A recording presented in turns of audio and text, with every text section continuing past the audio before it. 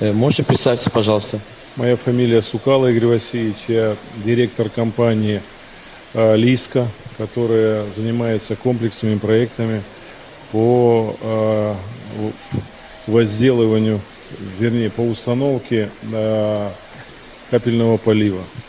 Вы в Авазу приехали на выставку? Да, я приехал на выставку, у нас целая делегация, и мы в рамках этой делегации будем представлять нашу компанию, наш проект.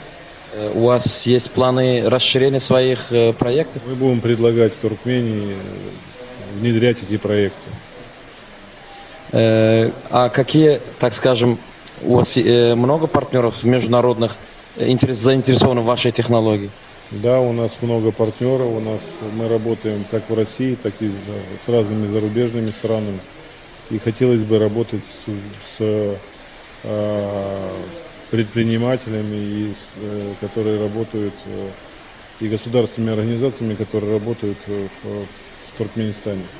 А какие, вы можете сказать, экологические вклады вашего предприятия? Экологические вклады следующие. Дело в том, что когда запускаем эту систему, мы готовим по особым технологиям воду, мы убираем соли, мы убираем различные компоненты ненужные и добавляем макро-микроэлементы, добавляем водорастворимые удобрения и таким образом даем все, что нужно растениям. Соответственно, в связи с тем, что мы занимаемся именно точным поливом, под каждое растение мы даем ровно столько, сколько нужно. То есть мы не обрабатываем землю, не поливаем дождевальными системами, как это делают другие. Почему? Потому что эта технология засаливает почву, и она выходит с оборота.